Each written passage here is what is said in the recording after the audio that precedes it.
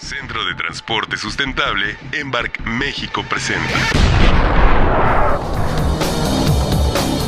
Seminario Online. Un espacio en donde se abordan temas para lograr ciudades sustentables. Expertos nos comparten proyectos, tendencias, implementación de políticas públicas y cambios que se necesitan para tener ciudades más amables. Seminario Online.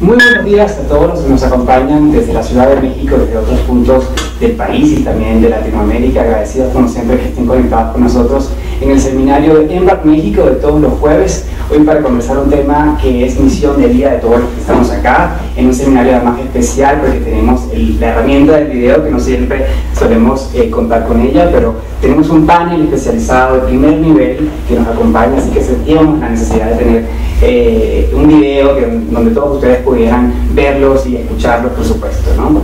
Hoy nos va a ocupar el tema de cómo hacer ciudades para salvar vidas, ¿no? Ese es un tema tan importante. 4.000 millones de personas, 4.000 millones de personas en el planeta viven en centros urbanos por distintas razones. Evidentemente los centros urbanos son los que mejor oferta de salud, de trabajo, educativa tienen, pero ¿qué pasa? Que en nuestras ciudades tantas personas fallecen, ¿no? También los centros urbanos son esos lugares donde hay un montón de riesgos para la vida humana.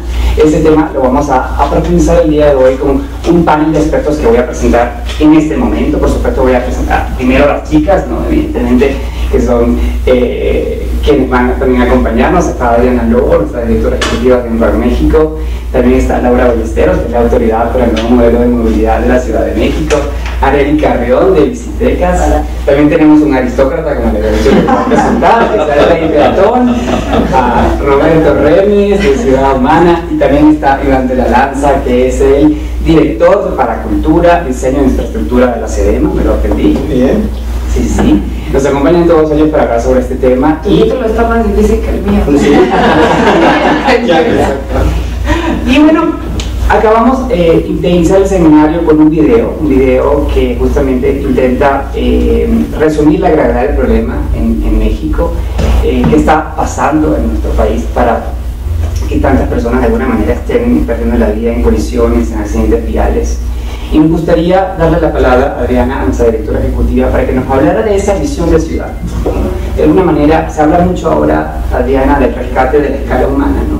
De por qué es necesario que las ciudades rescaten esa escala humana que permite que todos podamos vivir y movernos de una manera segura y donde podamos rescatar la calidad de vida, ¿no? ¿Cuáles son esos principios que además de Embark tenemos para trabajar en esta dirección? Bueno, primero, poniendo las cosas en una perspectiva, pues las ciudades son agrupaciones de personas, o sea, nos juntamos para poder tener actividades, para ser más productivos, para tener mayor convivencia. De repente, cuando empiezas a ver que la manera en que nos hemos organizado, lo que ha ocasionado también, es que estemos perdiendo vidas, y que aquí en México perdamos 10 veces más vida que en una ciudad de Dinamarca. Cuando uno piensa, y yo siempre pienso, ahora no puedo evitar de pensarlo con perspectiva de mamá, yo no quiero que mis hijos tengan 10 veces más probabilidad de morir en la calle, en la ciudad, que el hijo de un dinamarqués. Yo quiero vivir en una ciudad en que mis hijos estén seguros. Y creo que todos aspiramos eso. Y creo que siempre cuando pensamos en los hijos, de alguna manera pensamos con una perspectiva más amplia y mejor. Porque cuando uno está en su carro, de pronto piensa que quiere ir más rápido y que aburrido ir a 50 kilómetros por hora. Pero cuando piensas en tu hijo dirigiendo, manejando su carro, dirías, no, está bien que vaya despacito y se cuide. Tienes una perspectiva de mucho mayor cuidado a la vida cuando piensas en tus hijos. Entonces, yo siempre pienso que la ciudad, para pensar en escala humana, en escala, uno debería pensar en el estilo de ciudad que uno quiere que sus hijos vivan. Más cercana, que conviva más con los demás y principalmente que realmente estén seguros. Dentro de eso, cuando vemos que hay 937 fatalidades en México, hay más de 7.000 personas que tienen lesiones graves, estos números son números que son inaceptables, no los podemos aceptar y tenemos que trabajar para cambiarlos. Y para cambiar estos números hay ciertas conductas que tenemos que cambiar. De hecho, hay 3 cosas que hay que hacer. Por un lado, hacer ingeniería mejor, o sea, que el diseño mismo de la calle, un amigo exactamente en Dinamarca siempre nos dice que la infraestructura sea perdonadora, o sea, el humano se va a equivocar, pero dependiendo cómo esté diseñada la calle, la esquina, esa equivocación puede ser fatal o no. El diseño, la ingeniería. En los autos también, o sea, no tenemos que reinventar la bolsa de aire, pero todos nuestros carros deberían traerla. Entonces, ¿cómo la ingeniería te protege desde el diseño de la calle, desde el diseño del vehículo? Luego, lo que viene a ser la educación, la cultura, y finalmente lo que es el enforcement, el tema de cumplir la regla, ¿no? Que es a lo que viene el reglamento de tránsito. No solo tener ese nuevo reglamento que tiene avances muy grandes, pero además realmente trabajar para que se cumpla. Y creo que todos, cuando vemos el reglamento de tránsito nuevo, primero sentimos si de verdad vamos a hacer circular a 50 por hora, y espero que sí, pero finalmente una gran preocupación es cómo va a actuar la policía de tránsito en consecuencia de ello. Pero yo diría que está la policía, y yo creo que lo que hemos pensado poco es en cómo vamos a actuar nosotros frente al nuevo reglamento de tránsito, cuál es nuestra responsabilidad también, tanto de actuar bien como de no aceptar que haya mal uso de las nuevas infracciones, ¿no? O sea, que uno sea consecuente y cumpla. Entonces yo creo que esa sería un poco la visión. Hay un trabajo grande, es interesante que estemos gobierno y sociedad civil, porque juntos es como creo que podemos avanzar una temática tan compleja como salvar vidas en nuestras ciudades. De eso me gustaría preguntarles, porque además tenemos a 2 activistas, a Roberto y a Arely, ¿no? 2 personas que trabajan desde la sociedad civil para presionar a las autoridades para que tomen las mejores decisiones en función a las mejores políticas públicas. Y me gustaría que nos comentaran también su perspectiva desde el punto de vista de la visión de ciudad que necesitamos, ¿no? O sea, porque hay un impulso ciudadano que requerimos para que los cambios se puedan producir, y también para que a nosotros mismos nos importe salvar vidas, ¿no? Porque también está el tema de cuánto le importa la vida del otro, ¿no? O sea, al final una ciudad es un pacto, ¿no? Y tenemos que convivir todos. Entonces, también cómo lograr que esa idea armónica de convivencia cobre vida para que tomemos medidas efectivas. Mira, quizás yo creo que tenemos que partir de poner un poco en común esto que solemos decir solo en privado, ¿no? Enojarte con el tráfico, vivir el estrés, ¿no? Enojarte con tu ciudad y con todos los demás. La verdad no es algo que te pasa solo a ti, le pasa absolutamente a todos, no importa si vas a pie, en bici, si vas en el transporte público, si vas en auto, si vas en un camión, ¿verdad? A todos nos pasa, todos queremos una mejor ciudad, más fluida, queremos llegar a nuestro destino, queremos llegar con bien, no, nadie sale a la calle buscando atropellar a alguien, ¿no? O tener un conflicto, o a ver si hoy choco y pierdo 3 horas, ¿no? Esperando a la justa. O sea, nadie disfruta esto. Entonces es un poco decir, a ver, si esto es algo que todos claramente no amamos, no disfrutamos, ¿por qué no lo cambiamos? Entonces ese es como número 1. Y número 2, lo que es justo el momento en el que estamos hoy en la Ciudad de México con un nuevo reglamento que por primera vez pone el tema de la seguridad vial y el valor de la vida por encima de todas otras consideraciones, es justamente decir cómo empezamos, ¿no? ¿Quién empieza? O cómo hacemos un poco de orden en medio del caos.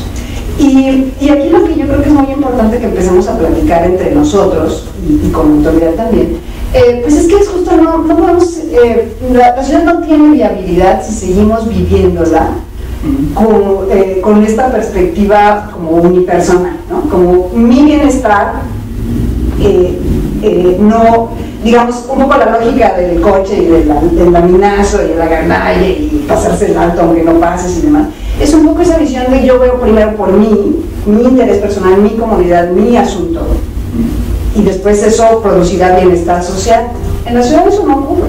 Es un poco lo que en matemáticas se llama la paradoja o el dilema del prisionero, ¿no? Realmente tenemos que empezar a darnos cuenta que ver solamente por nuestro propio bien produce un mal para nosotros mismos y para todos. Entonces tenemos que empezar a ser capaces de decir, yo voy a contribuir, a colaborar en el orden de la ciudad, por mi propio bien, para empezar, por el de mi familia, la seguridad de mi familia, y eso va a crear un bienestar social para todos. Ese cambio de mentalidad, ¿no? Es claro que se requiere una política pública, una mejor infraestructura, que requiere inversiones, etc. Pero el cambio fundamental de hábitos, de cultura, de conducta, y que ocurre en ambos sentidos, o sea, tanto en la autoridad que debe de impulsar los cambios y hacer que se cumpla la ley, como en parte de los ciudadanos, este es el quid del asunto, o sea, volver a poner a la cortesía, la amabilidad, como algo importante en la ciudad. Y parece mentira porque somos una ciudad de 20 millones de personas en donde ya nos acostumbramos a abusar, porque si no, no pasas, porque si no, no entras, porque si no, no llegas. Y tenemos que regresar a decir, primero es ser amables y tranquilos, y en la medida que seamos amables y tranquilos, todo el mundo, incluido yo, incluidos mis hijos, incluido toda la gente que va a llegar a donde está. ¿Qué posición tiene el Rey Perro? ¿Qué dicen de ciudad necesitamos?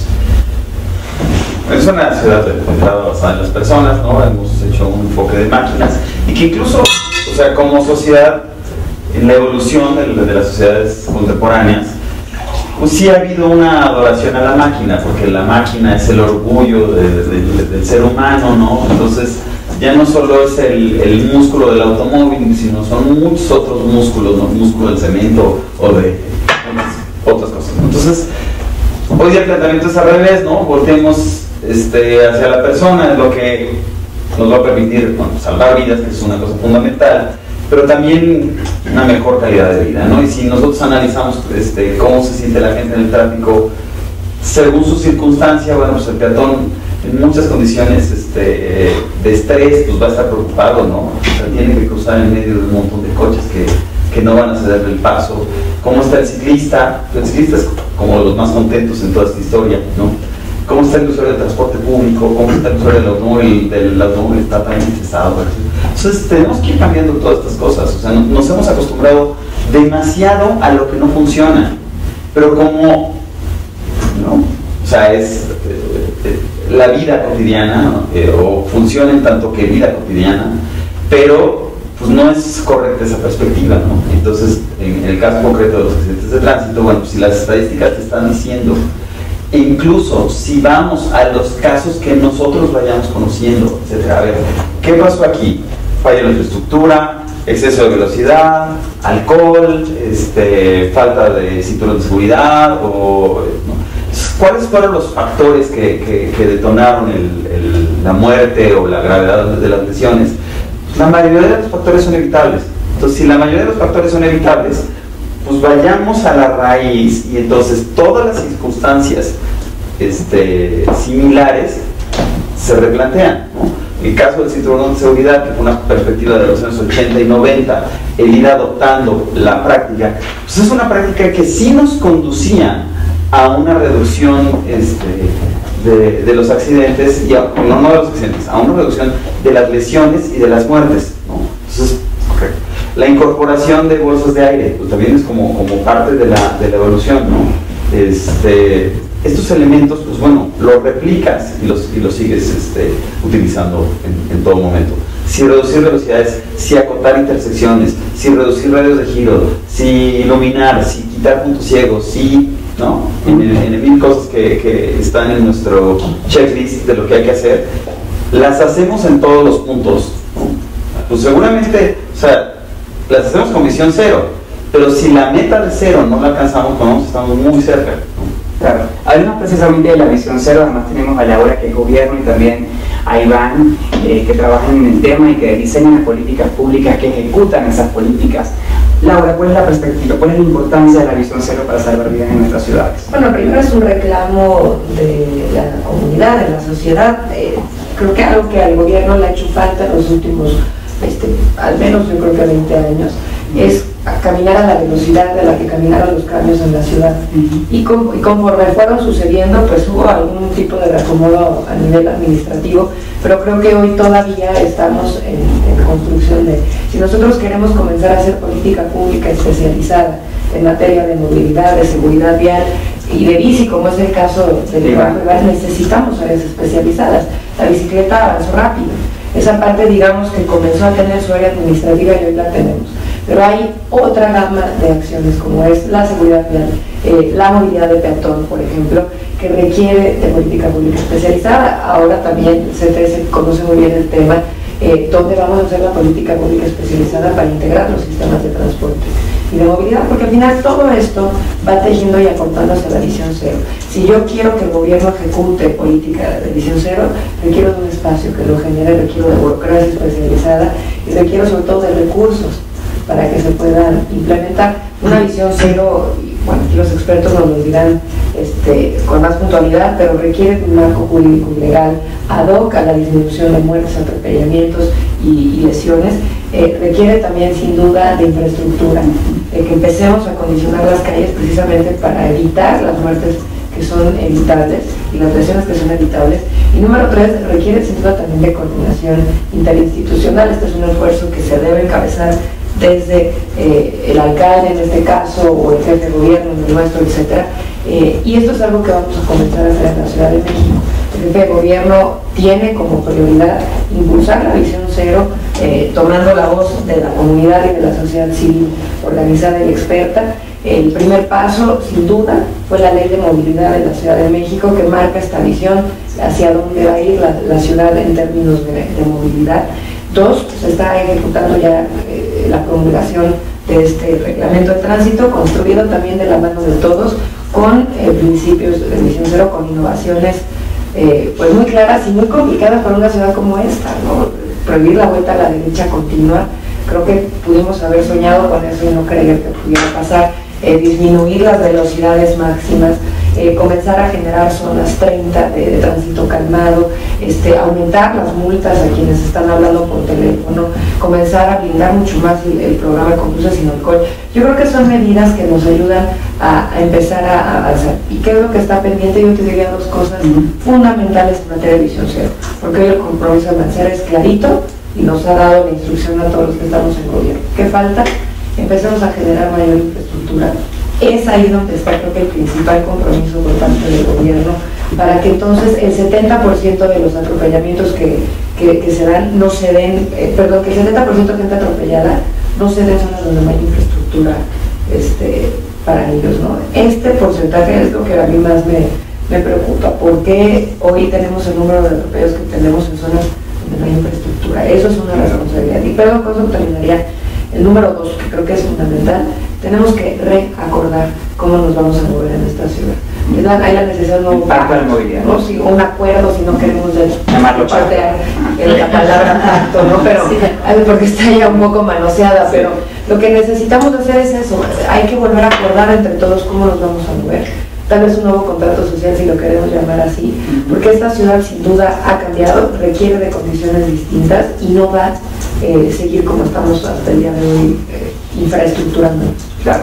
Iván, tú además eres representante de un sistema de transporte que cada vez tiene más fuerza y más importancia en las ciudades en el mundo. Hay ciudades donde prácticamente ocupa el 50% de los desplazamientos, como puede ser el caso de Ámsterdam, ¿no?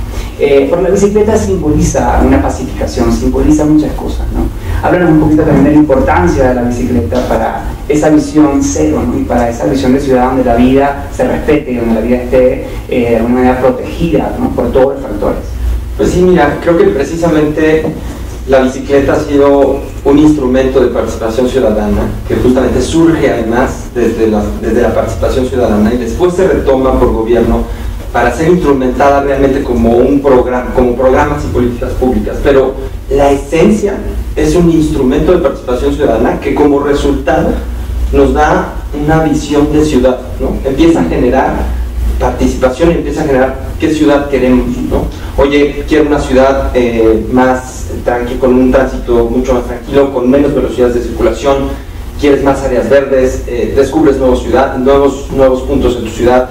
Entonces, ese reto tan complejo que resulta la movilidad de estos 24 millones de habitantes en toda la área metropolitana, pues empieza a tener este antibiótico, ¿no? Que es a lo mejor los usuarios de la bicicleta, que a su vez tienen que compartir una visión general, ¿no? O sea, no solamente tampoco una visión de manubrio en donde diga, bueno, pues yo más ciclovías y punto, ¿no? Sino realmente el que pueda despertar el interés hacia otras áreas. Y precisamente, por lo menos desde la experiencia que tenemos en la Dirección de Cultura, Diseño e Infraestructuras, precisamente una de las partes más importantes es la parte de infraestructura, ¿no? Y atendiendo obviamente a lo que se está comentando aquí de la visión cero, en el tema de, ya tenemos un marco regulatorio, pero entonces en tema de diseño, ¿cómo podemos generar infraestructura ciclista, no solo para el ciclista, sino una infraestructura que permita reordenar el transporte público, que permita intervenir cruces y hacer pasos seguros, que permita recuperar espacios peatonales, que permita regular la semaforización, que permita disminuir velocidades de circulación a los automotores, en fin, ¿no? Entonces es verdaderamente una visión integral que hace 7 años nos decían, bueno, pues es una locura estar poniendo el sistema de bicicletas públicas, esto no va a funcionar, y sin embargo da precisamente una pauta, un respiro a una ciudad desde una visión, quiero aclarar, muy importante, muy integral. O sea, no podemos seguir pensando desde cualquier proyecto, o sea, vial para automóviles o ciclista en ciclovías, no podemos seguir pensando desde una visión acotada, porque tenemos problemas, más que problemas, retos que enfrentar con una misma visión. Ya hablaba pendientes, ¿no? Ahora tenemos un nuevo reglamento. Y yo quiero preguntarles, mucha gente habla de estamos o no preparados, ¿no? Esa idea de la preparación como para que un marco regulatorio tenga, sea eficiente o tenga resultados. Pero ¿no creen ustedes que es el cumplimiento de la norma el que genera la cultura, ¿no? O sea, ¿qué piensan ustedes al respecto? Yo digo que nunca estamos preparados, ¿no? Así como creo que nunca estás preparado para hacer nada, ¿no? ¿Qué es lo que va a crear una transformación? Pues es el ejercicio, es el esfuerzo, es un poco la práctica, ¿no? Creo yo mucho en esto que dice Iván, necesitamos empezar a vernos no como adversarios, no somos enemigos en la calle, no estamos peleando por centímetros, y los peatones contra los ciclistas, y los ciclistas contra los taxistas, y los taxistas contra Uber, y o sea, no, todos hay un espacio, tenemos que aprender a convivir, tenemos que establecer reglas muy claras para que esa convivencia ocurra de una manera ordenada y lógica, sobre la base de un sustento técnico, científico, o sea, sobre la base real de a ver, vamos a echar números y a pensar cómo organizamos esta ciudad para que nos sirva a todos. Y pues aprender a cumplir con las reglas. Eso es en algún sentido doloroso, y lo platicábamos con Laura, que un poco el capitalino, el chilango promedio, pues lleva 40 años de haberse educado o haber vivido la ciudad a través del auto, ¿no? La ciudad se hacía para el auto, la mayor parte del dinero público se dedica a obras para el automóvil, en fin, hay desarrollo urbano y casas allá, la misma expansión de la ciudad fue pensada en función del automóvil privado, etcétera, etcétera. Entonces ahorita, cuando dices, a ver, la ciudad no es nada más para quien posee un auto, sino para todos, y todos tenemos derecho a estar en la ciudad, y todos necesitamos ser respetados en la ciudad, parece como que es el hijo único, el que toda la vida tuvo el privilegio, el espacio, la propaganda, ¿no? Todos los privilegios, y digamos la política pública se dirigía al usuario del automóvil privado, y hoy cambiamos y empezamos a decir también los peatones y también los usuarios del transporte público, y entonces hay gente que se resiste, o sea, hay gente que dice, pero ¿qué? O sea, como que de verdad siente conculcado su derecho a estacionarse, siente que tiene derecho a pasar en un automóvil por donde decida, en fin, un poco a estacionarse como está acostumbrado, así sea fuera de su casa, porque siente que la calle que está fuera de su casa es su casa. En fin, hay una serie de cosas y de visiones que están arraigadas en la cultura de 40 años de hacer ciudad para el automóvil. Eso necesitamos irlo cambiando, necesitamos ir, pues ahora sí que platicando, como logrando, creo yo, mucho en ese ejercicio como de ciudadano a ciudadano, porque si yo siento que no es nada más a punta de toletazos ¿no? Y la fuerza de imposición. Sí, sí. Porque realmente somos ciudadanos que queremos llegar a donde vamos, queremos vivir y disfrutar en la ciudad. Todos sabemos que esto es un relajo si seguimos así, que es inviable si seguimos. ¿Qué necesitamos hacer? Pues un montón de diferentes cosas. Aprender a utilizar el metro, perderle el miedo al transporte público, ¿no? Aprender a andar en bici de manera correcta, aprender a tener la cortesía de ceder el paso a los peatones siempre. En fin, una serie de cosas que necesitamos ir haciendo, y es la práctica la que nos va. Yo te diría cosas muy concretas en lo que le refiere a la autoridad. La infraestructura crea cultura. Eso es una máxima que debemos aprender en nuestras ciudades. 40 años de estar invirtiendo en la infraestructura del coche creó una cultura de coche. Y cuando al hijo único le empiezas a restringir espacio y le empiezas a decir que tiene que compartir, pues ahí es donde vienen los problemas, pasan las mejores familias. Lo que necesitamos es empezar a hacer un proceso de culturización para poder compartir la calle. Entonces creo que la labor del gobierno ahí es bien clarita. ¿Cómo comenzamos a coordinarnos, a tener una visión de largo plazo, una planeación?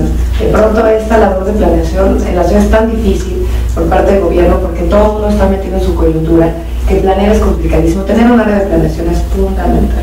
Número 2, ¿cómo nos coordinamos? Porque todos queremos lo mismo, al menos yo te puedo decir con los funcionarios que estamos metidos en el tema, todos queremos lo mismo, Iván no me va a dejar mentir tampoco, pero la labor de coordinación no es sencilla. Entonces ahí hay un área de oportunidad muy buena que desde el nuevo modelo de movilidad puede comenzarse a realizar. Y número 3, este miedo del nuevo reglamento, ¿no? Pero las multas nos van a morder más, van a hacerse más ricos, los policías corruptos, eso déjenos a nosotros. Ese es trabajo de nosotros y del gobierno. Aquí cada quien tiene que hacer lo que le toca, pero al ciudadano sí le toca aprenderse el reglamento, aprender la nueva cultura de la movilidad, generar esta nueva conciencia en su casa, con su familia, con sus niños, con sus hijos, etc. Y entonces, por eso dimos este tiempo, ¿no? Una de las grandes innovaciones también del reglamento es dar estos meses para que la gente lo aprenda. Pero vamos haciéndonos responsables de lo que nos toca. A la gente le toca poderse meter en la nueva letra. A todas las organizaciones se han comprometido a ayudar a difundir y a concientizar. Y a nosotros nos va a tocar poner orden en la casa también para que esto no se convierta en una cacería de brujas. Claro. ¿Cuáles son las urgencias, Adri y Roberto? ¿No? ¿En qué debería actuar ya la autoridad? ¿En qué no podemos esperar? Bueno, a mí me parece que hay un tema que siempre queda relegado en términos de salvar vidas, y creo que es fundamental, que es el tema de la información y la calidad de la información. ¿Sí? Es muy difícil atacar un problema tan fuerte sin información precisa, porque das tiros de ciegos, entonces desperdicias recursos, no eres lo más efectivo. Yo no sé, pero hay un tema que me llama mucho la atención. Por ejemplo, estas 900 muertes registradas es cuando la persona fallece en el lugar del accidente. Sabemos que son más, pero si la persona, si la recogen en una ambulancia, se muere en el trayecto al hospital, ya no tenemos información, ¿sí? Ya no tenemos seguimiento. Entonces, la primera cosa que hay que generar, la información se está generando con 6 meses de retraso. Es una información que se genera en papel, que se tiene que capturar, que se traslapa, que se duplica, que hay subregistro importante. No sabes bien dónde pasó, si fue en la esquina o más acá. Entonces, si queremos atacar un problema con precisión, ese es un problema que está considerado como epidemia por los doctores. Siempre me ha llamado la atención, jamás pensé que iba a trabajar tanto con doctores. Pero ellos dicen que para atacar un problema, por ejemplo, de que mucha gente empieza a tener diarrea, tienen que mapear, porque tienen que encontrar la fuente, y que tratan el tema de la accidentalidad de tránsito exactamente de la misma manera, como epidemiólogo. Tienen que ubicar, tienen que ser precisos para dar medicamento exacto a donde hace falta, para no estar dando tiros por todas. Entonces, me parece que una urgencia muy alta y fuera de coyuntura es el tema de mejorar la información de tránsito y todo lo que viene atrás para poder hacer muy seguro. Eso nos ayudaría, por ejemplo, a tener una evaluación, y creo que eso hay que hacer, es evaluar el reglamento. Aparte de lo que todos pensemos, yo creo que es bien importante que evaluemos Hay muchas otras políticas de la ciudad que todo el mundo puede tener opinión y creo que es válido, pero uno tiene que tener datos para poder decir el reglamento funcionó. Hoy ya logramos bajar tantas muertes, ¿no? Y aunque me regrese a un poquito a Copenhague, pero me parece bien importante que nuestra mira tiene que ser allá, a los más desarrollados, a tener una ciudad tan buena de convivir como la mejor ciudad del mundo. Eso es lo que quisiéramos aspirar para nuestra ciudad. Y entonces, cuando empezaron con la política de dar prioridad a las bicis, hace ya desde el final de los 70s, fue porque les revelaron que había 500 niños muertos al año en la ciudad. Y eso era inaceptable. Hoy tienen 14. No es 0, pero son 14 y siguen trabajando con seriedad. Entonces, el hecho de haber aplicado políticas, y la bici sí salva vidas en esa proporción, porque es muy clara la apuesta y es muy claro el resultado, pero ahí está el dato, hay un dato contundente y eso no nos deja duda de que es la política correcta y también la manera de poder avanzar en la política. Bueno, además queremos dar la bienvenida a todos los que se hayan incorporado a nuestra transmisión en el transcurso de nuestra conversación. También decirles que estamos esperando sus preguntas para que puedan hacer sus consultas a todos estos expertos que nos acompañan hoy en el seminario, así que pueden comenzar a enviar sus preguntas ahí en los comentarios del seminario. Bueno, te preguntaba Roberto un poquito también en esta misma dirección, ¿qué es lo urgente, no? ¿En qué la autoridad debe actuar ya? ¿Qué no podemos esperar? Todo esto conforma una política pública. ¿Y dónde se toman las decisiones de la política pública? Tiene cierto grado de dispersión. Seguridad pública maneja los semáforos, seguridad pública capacita a los policías y seguridad pública tiene ciertos controles sobre la vialidad. Obras tiene mayor control sobre la infraestructura en vías principales, las delegaciones en vías secundarias, movilidad, pues también dicta ciertas políticas en materia peatonal, ciclista, etcétera, pero también los ciclistas están en el ambiente, pero espacio público también interviene en los cruces seguros.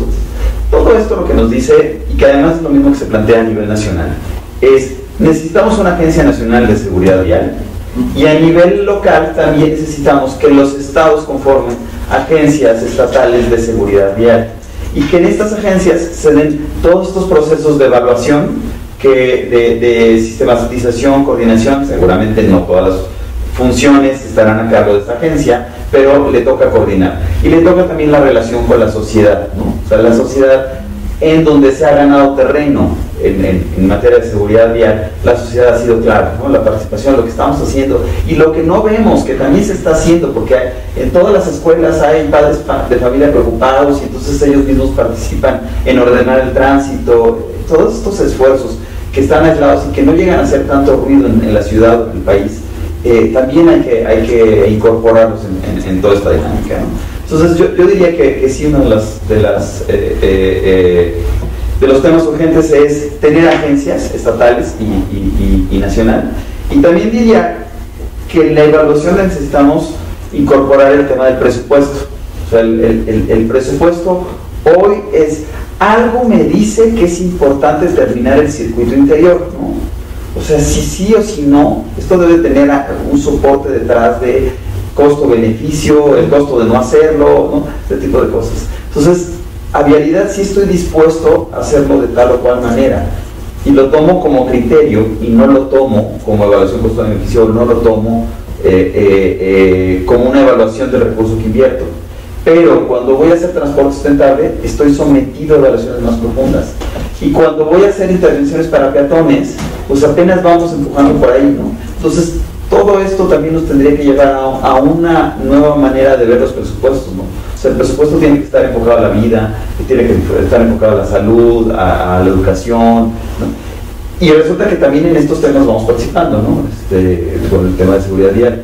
Pero en el enfoque a la vida, bueno, ¿qué hacemos? Resulta que no es el enfoque al automóvil, es el enfoque a la vida. Entonces, es mover el dinero de un lado para otro. Entonces, necesitamos replantear la forma en que se toma la decisión presupuestal. Bueno, hemos hablado mucho de todos estos procesos, me gustaría que lo aterrizaran un poco, ¿no? Hablemos de buenas prácticas, ¿no? Adel mencionaba que la bicicleta salva vidas, ¿no? Pero ¿de qué forma? O sea, ¿cómo empezamos a ver esos ejemplos de infraestructura, de medidas en la Ciudad de México, en el resto del país, en otros lugares de Latinoamérica, en Europa? O sea, ¿qué debemos seguir haciendo? O sea, digamos, ¿en qué hemos avanzado? Por ejemplo, te pido, Iván, por ejemplo, que nos dé ejemplos del sistema Ecobici, ¿no? Sí, claro. Sí, pues precisamente ahora el sistema Ecobici se convierte, por ejemplo, en el sistema más grande a nivel América Latina. Tiene 444 estaciones, 180,000 usuarios, que ya es una representatividad muy importante en términos de la Ciudad de México como sistema de transporte individual. Se generan 35,000 viajes al día, es un número muy importante de viajes. 80% de ellos son intermodales, con metro, metrobús, ¿no? Caminando. Entonces, 16% por ejemplo de sus viajes han bajado a gente de medios motorizados, precisamente del auto. Entonces, es precisamente un programa que ha permitido incidir no solamente en la parte de la infraestructura y el equipamiento, porque por ejemplo el 95% de las estaciones están en la calle, en sustitución de cajones de estacionamiento, porque es una política de movilidad. Entonces, si hablamos de dar más movilidad con menos autos, pues entonces tenemos que recuperar ciertos espacios para darles otra dinámica. Entonces, es un programa que verdaderamente hemos visto que ha incidido no solamente en la parte de la percepción, sino también en la parte cultural, ¿no? ¿Qué significa Ecobici no solamente para sus usuarios, sino para la demás gente? En términos de ahorro, por ejemplo, se ha reducido con estos viajes en 5 años más de 1,700 toneladas del aire que respiramos todos, ¿no? Equivale a plantar más de 4,000 árboles. Entonces, en términos de salud, por ejemplo, ahorita que lo estaba tocando Adriana, hay una parte importantísima. Estamos en un desarrollo de un estudio con la Universidad Panamericana y sabemos que por año Ecobici le permite un ahorro directo a toda la sociedad de 3.5 millones de euros en términos de salud, de las enfermedades crónicas degenerativas que previene, ¿no? Porque tenemos un problema muy importante de sedentarismo en lo que se necesita activar.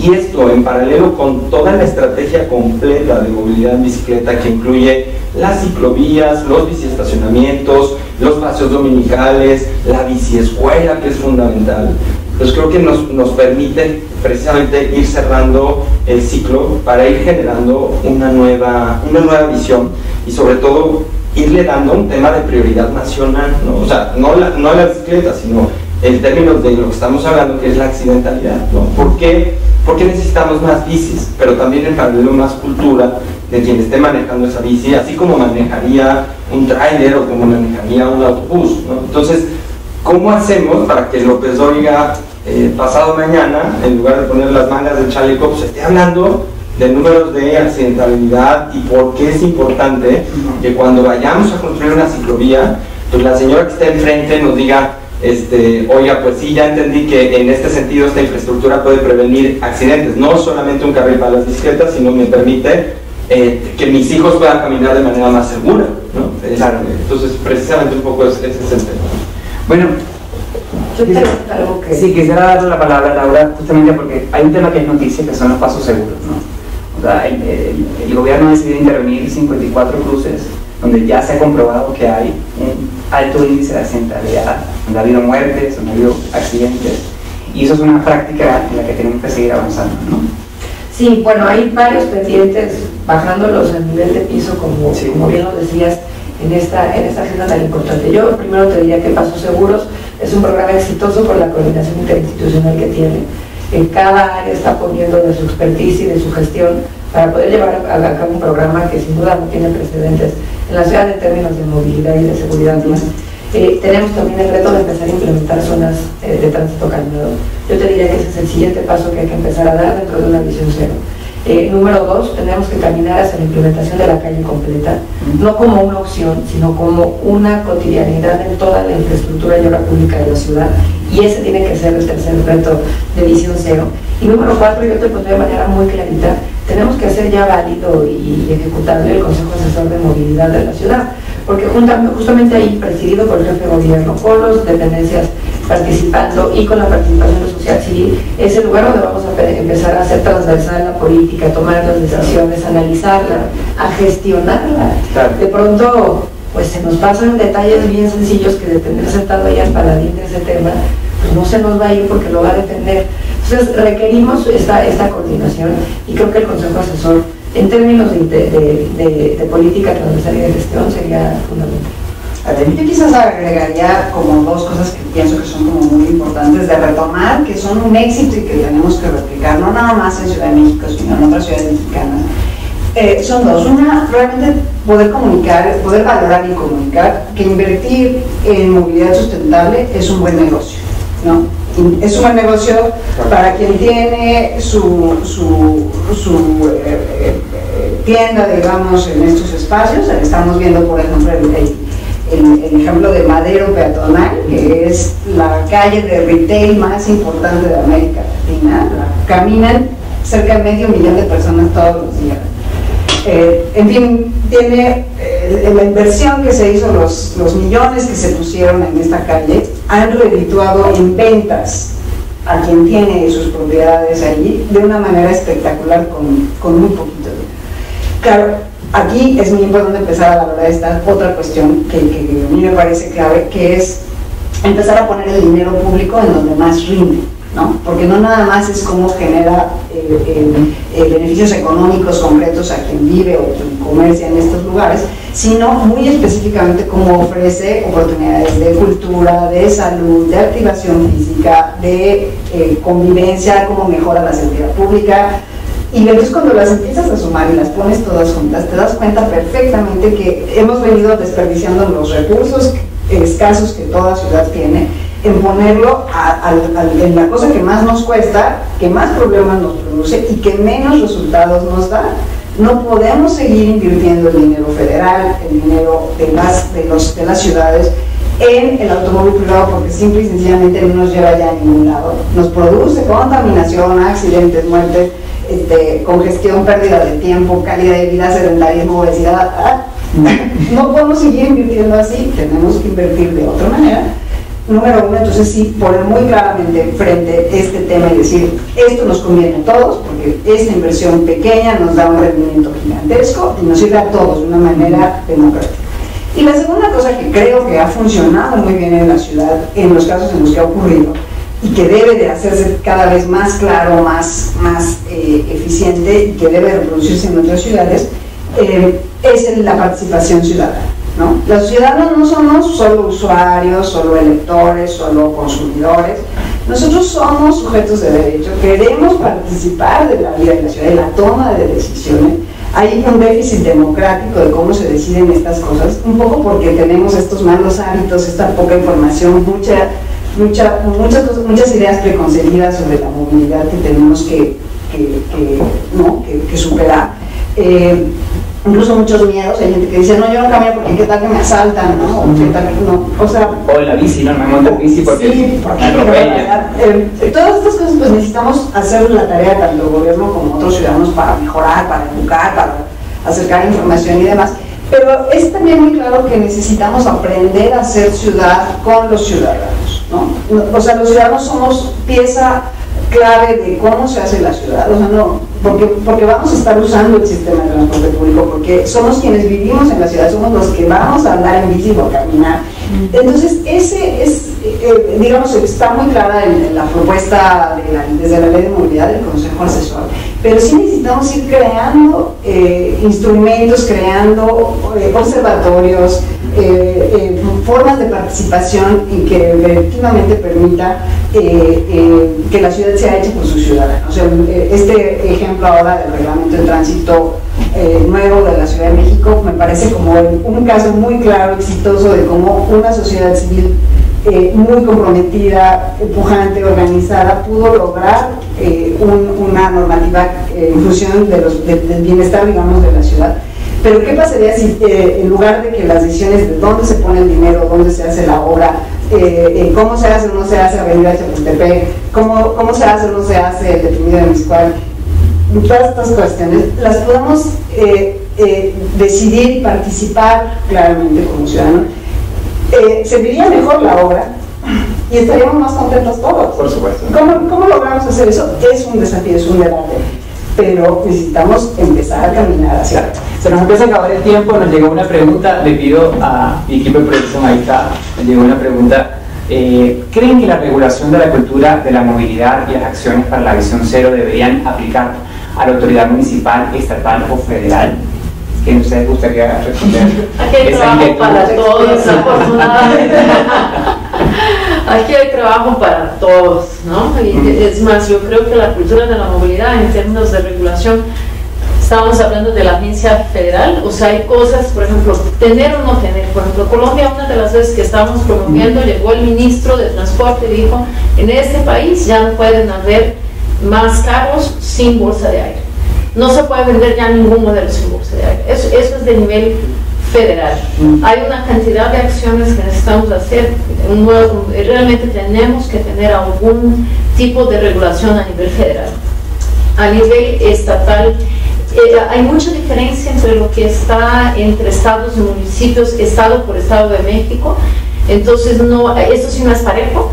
Depende de la ley, de la constitución de cada estado, pero en general hay trabajo en el estado, hay trabajo en el municipio, hay carreteras, hay perímetros periurbanos. Entonces, ese sí es un trabajo que toca las tres órdenes de gobierno sin ninguna duda, pero yo también rescato el trabajo nuestro, sin duda, ciudadano en lograrlo. Pero en nivel de regulación, hay chamba para todo el mundo. Creo que tenemos otra pregunta. Dona Pires, aquí, que me puedas mostrar. ¿Cómo iniciamos la gestión para integrar una infraestructura que apoye la movilidad?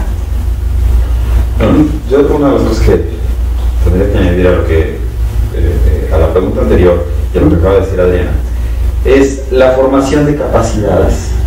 Creo que es ahí donde tenemos uno de los mayores rezagos, porque ya todos empezamos a hablar de los temas y los temas empiezan a estar en todas las capitales, en todas las ciudades importantes del país, etcétera. Pero cómo pasar de allí a la práctica es un punto difícil, ¿no? Entonces necesitamos formar capacidades en todos los temas, ¿no? Cómo hacer ciclovías, cómo hacer los cruces peatonales. Por ejemplo, tenemos muchos cruces peatonales en diagonal cuando se podrían hacer en línea recta. Entonces en diagonal vas moviendo las probabilidades de ser atropellado en cada centímetro que avanza la persona. Entonces estas cositas, las rampas peatonales, las rampas para personas con discapacidad, todavía no las sabemos hacer. Todavía tienen una diferencia de 3 centímetros, o a veces hasta un escalón de 10, pero dice rampa y van a una pared. Estas cositas. O sea, hay de chile, mole y pozole. Exacto, que vamos sacando de manera jocosa en las presentaciones, nos tendría que llevar a buenas prácticas hasta el nivel de las comunidades. Nos llega otra pregunta.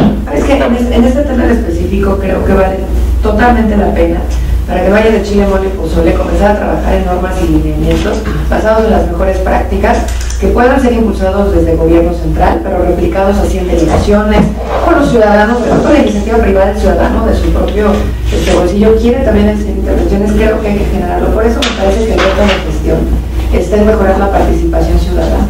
El ciudadano hoy tiene la posibilidad no solo de opinar, sino debe de tener la posibilidad de incidir en los proyectos, actuar, involucrarse, y esos canales es nuestra responsabilidad marcarlos. Creo que hay dos retos. Por un lado, los proyectos que ya están, los que ya venían, los que ya se decidieron, pero hay que mejorarlos, no podemos dejarlos a la deriva, y esa incidencia y esa participación se vio, por ejemplo, en Miscuac.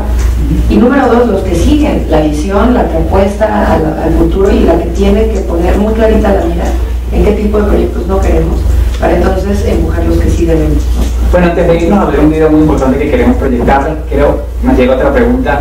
¿Qué implica y qué cualidades tendría el sistema de seguridad vial? ¿Qué alcance tendría que cubrir?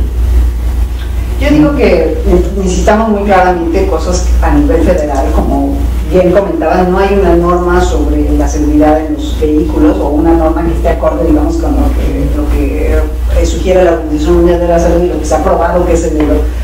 No se entiende por qué ese doble estándar, porque nosotros somos un país productor de vehículos para el mercado norteamericano que sí tiene esos estándares. Entonces, a ver, industria mexicana, ¿por qué los ciudadanos mexicanos somos de segunda o por qué a nosotros no merecemos seguridad vial que sí ofrece esta empresa estos vehículos que en otro país? O sea, ese doble estándar no se entiende. ¿Qué se requiere? Está regulada. Requiere una regulación que lo exija, punto, no hay más. Nada de que a Chuchita o bolsearon, o si la empresa tiene las ganas y la buena voluntad. No, pues aquí necesitamos esa norma mexicana, necesitamos una norma mexicana de calidad de cascos para motociclistas, necesitamos una norma mexicana para la calidad de las sillitas portainfantes, necesitamos, además, otro tipo de cosas. Estamos impulsando una ley general de movilidad. Estamos hace años tratando de destrabar la ley de la regulación de ciudades, cómo se hace en las ciudades, cómo se invierte, cómo logras prevenir que haya estos desarrollos allá 20 kilómetros donde no hay ningún servicio posible, donde no hay ni agua, ni luz, ni no, estas locuras. O sea, necesitamos aquí poner orden a nivel federal y muy claramente pues también podemos avanzar en otro tipo de cosas como un Código Nacional de Tránsito, que básicamente es un poco siguiendo lo que se hace en Brasil, un reglamento de tránsito que es igual en todo el país, no tendría por qué cada quien... Esa es una cosa bien importante, solo el registro, ¿no? O sea, porque finalmente hacemos un montón de cosas y el sistema de puntos de DF, pero si acabo mis puntos acá, me voy a Morelos, saco otra licencia y sigo haciendo lo mismo y se acabó. Entonces el coche, no hay registro de la persona, no hay registro como conductor. Entonces hay muchas cosas de nivel federal que sí se tienen que hacer para habilitar que la ciudad esté bien también. Nos llega otra pregunta: ¿qué opina el panel respecto al derecho a la movilidad visto como un derecho humano? Pues creo que está muy ligado un poco con esto que estábamos platicando, es decir, ¿por qué entonces son tan diferentes y tan extremos?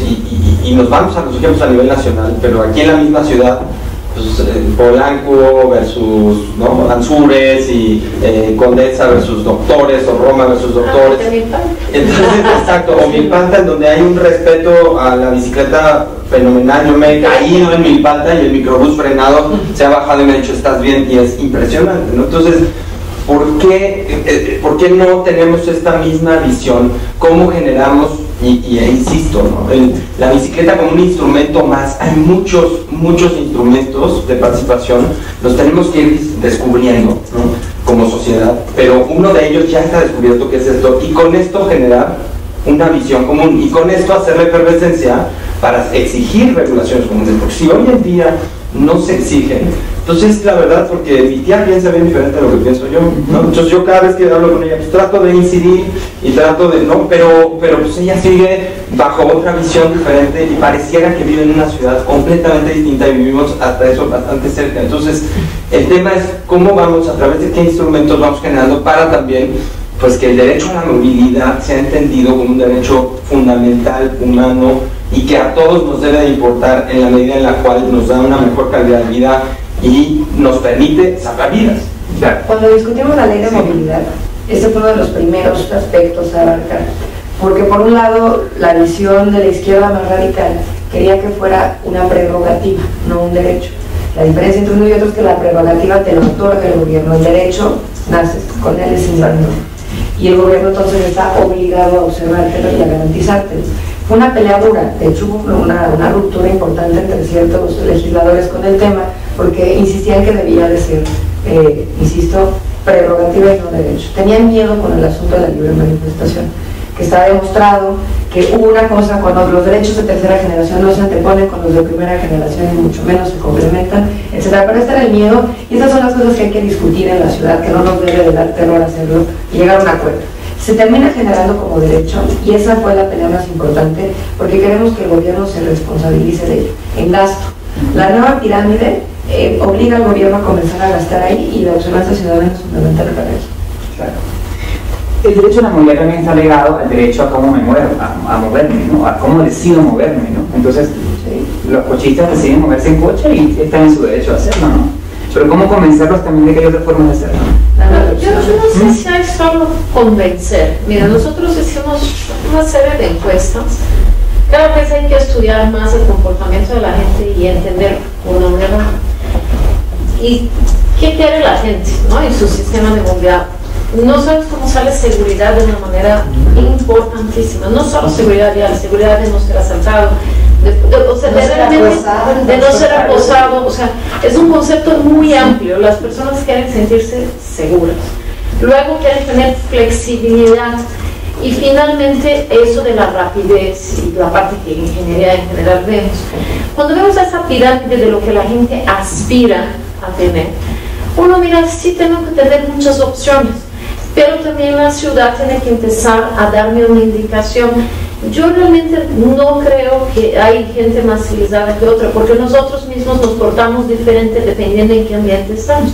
El mismo mexicano pasa la frontera, el mismo tijuanense pasa la frontera del otro lado y no pasa el alto, ¿no? Porque, o sea, tú te adaptas a tu ambiente. Entonces yo creo que hay un esfuerzo ciudadano, hay la creación de la cultura y hay todo ese esfuerzo de la creación de un entorno que te haga un ser más cumplidor de reglas, un ser más amable, y esa es la parte que de primera nos cae como gordo, pero donde hay que mirar es hacia dónde vamos, o sea, para poder llegar a que tú vayas y te respeten, a como tú quisieras que te respeten como en el mejor país, pero no quisieras alterar tu comportamiento mañana y quisieras seguir a 80 por hora en tu coche. Lo que hay que entender es para llegar allá, tengo que dar este paso hoy, y esa organización de ese entorno es la que todos estamos buscando. Creemos un entorno mejor y más saludable. Claro. Bueno, quiero dar las gracias a todos por habernos acompañado.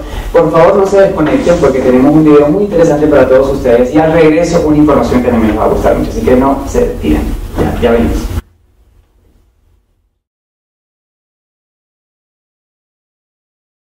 Today, more than half the world's population live in cities, and another 1.5 billion people will be added to city populations by 2030. This means it is critical to address urban challenges now. Our EMBARK program develops research-based transportation and public space solutions that save lives. EMBARK is making big ideas happen in cities. This is our approach. More people in cities means more cars, which brings more traffic fatalities, air pollution, and reduces physical activity. Over 1.2 million people die in traffic crashes every year. That's 8 Boeing 747 every single day. Air pollution leads to shorter life expectancy and reduces overall quality of life.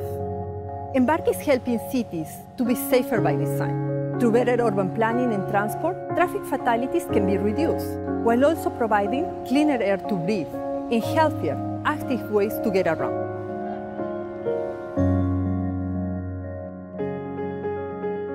Bus Rapid Transit, or BRT, is one of the fastest growing public transport modes in the world. A single BRT corridor can move more than 500,000 people per day in cities like Istanbul, Guangzhou, Bogota, and here in Rio de Janeiro. Providing a dedicated lane increases reliability and gives hours per week back to passengers, and that's why people choose to ride it. But what can make BRT really special is the effect on health and safety. By introducing high-quality and well-designed BRT in cities across the world, we can save lives and improve the quality of life for millions of people. We are also thinking about changing the face of cities and improving health through the bicycle. In Rio, more than 600,000 trips are made by bicycle every day. EMBARK is working with the city of Rio to integrate bicycling in and around favelas where most people rely on walking. This can foster a healthier and safer alternative to more dangerous forms of transport like motorcycles and increase access to public transport.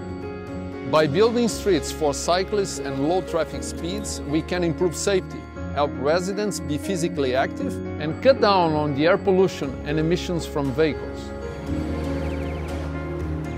At EMBARK, we believe in reclaiming public spaces for people to enjoy the city in which they live and have better accessibility on foot. EMBARK partnered with the government of Istanbul to pedestrianize our historic peninsula. Traffic is no longer allowed on these beautiful streets, making it one of the safest and cleanest places within the city of nearly 40 million people. Today, with its crowd shopping and enjoying the restaurants, it is back to its original purpose as a place for people. People are walking more and feel safer. The area has even seen increases in retail sales and property values. This is one of many ways EMBARK is working globally to make cities safer and more enjoyable. We work locally to understand how people use their cities. Only then can we offer solutions that work. Here in Mumbai and in Bangalore, we're working to improve pedestrian access to metro stations. In Mumbai, there are 10 million public transport trips every day. 80% of these people access mass transit by walking.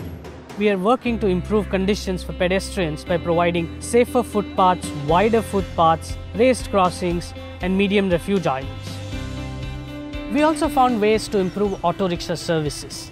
We helped revise fares, improve driver service, in general bring innovation and entrepreneurship for a better rickshaw experience. Pedestrian access, rickshaws, mass transport, all integrated is how we can reduce private vehicle increase in our cities. These are the ways we are working to make cities safer for people. All of these systems are making cities safer by design.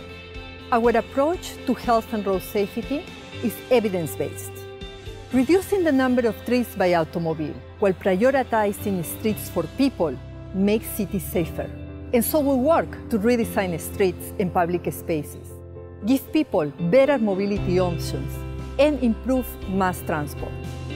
Embark is dedicated to health and road safety in urban areas, and to the most important thing in cities, the lives of people.